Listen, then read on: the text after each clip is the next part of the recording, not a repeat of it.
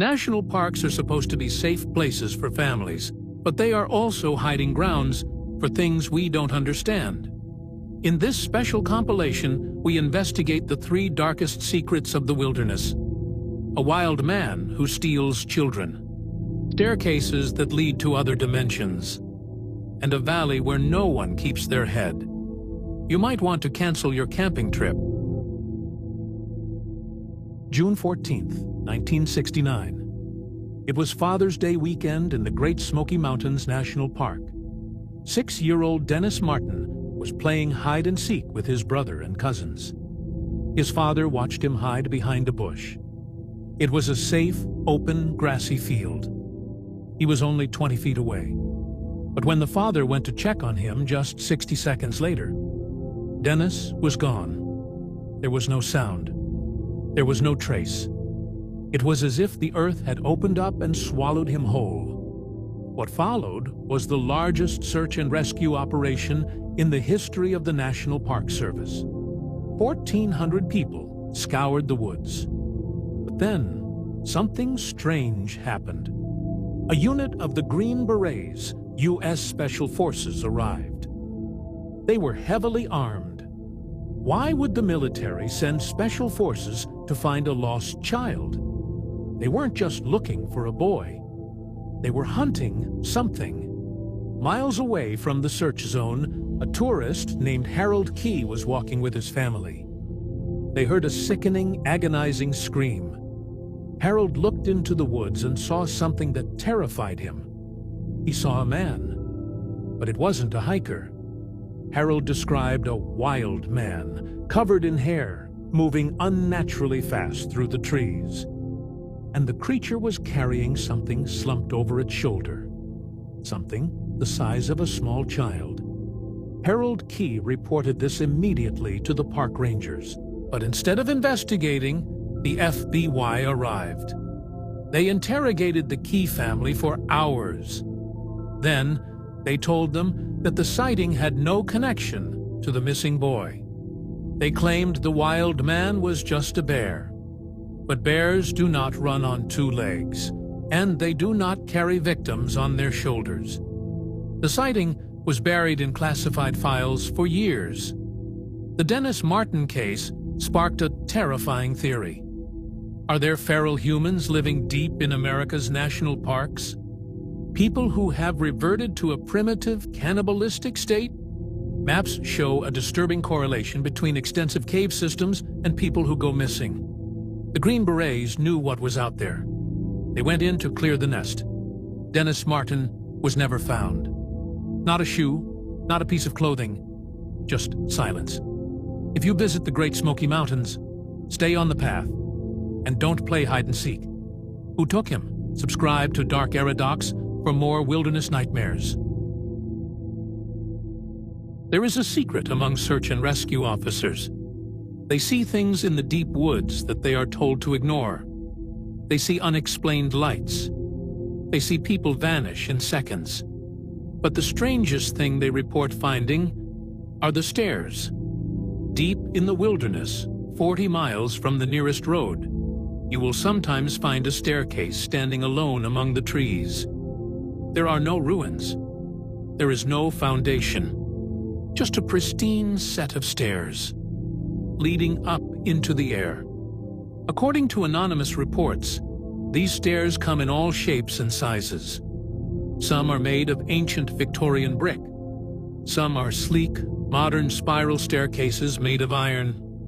And some are covered in pristine white carpet, looking brand new, without a speck of dirt on them.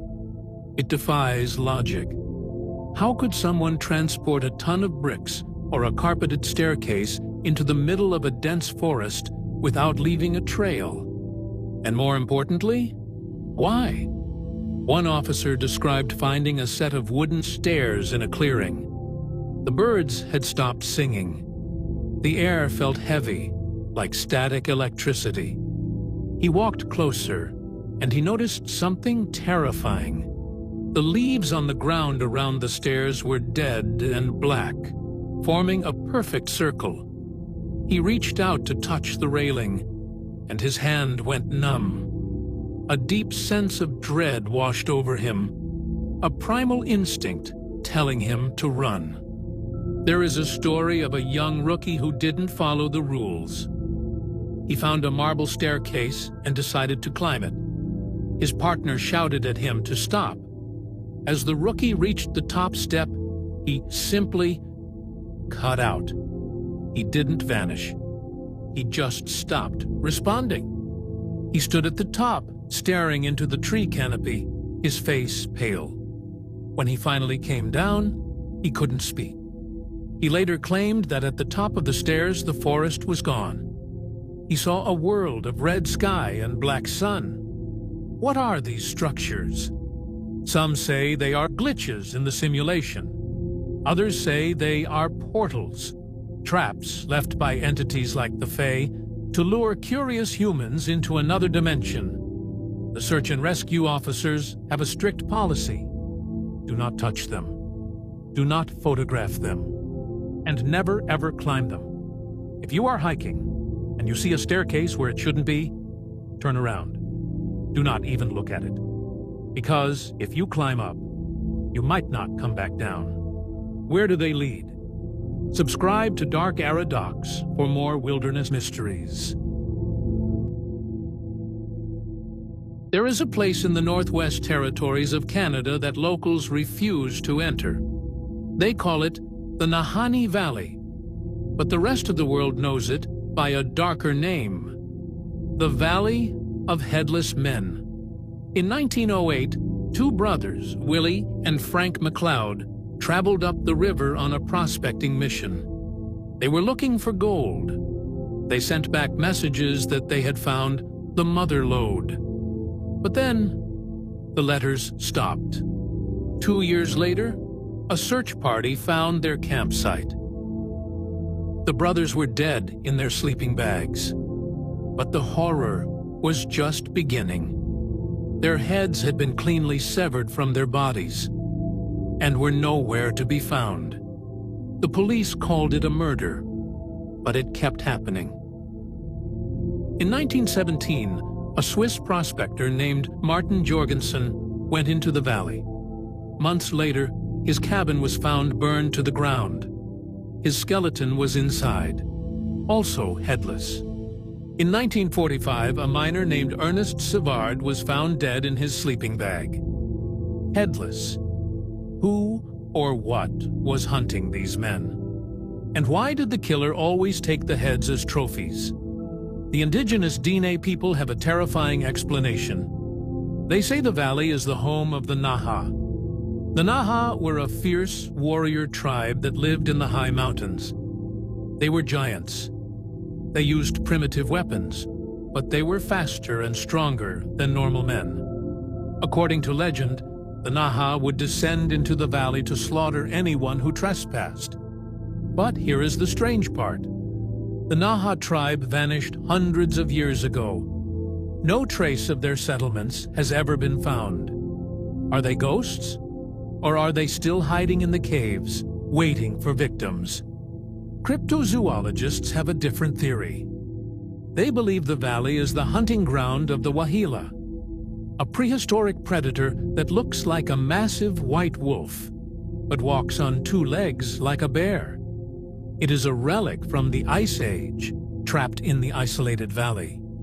This creature is known to target the heads of its prey. Witnesses have reported seeing a beast that is 4 feet wide at the shoulders, stalking them through the trees.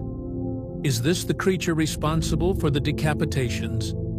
Today, the Nahanni Valley is a national park, but people still go missing there.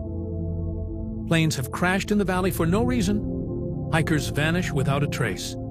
It is a beautiful place, but it demands a blood sacrifice. If you see gold in the water, leave it. It is not worth your life. What is hunting in the valley? Subscribe to Dark Era Docs for more true horror.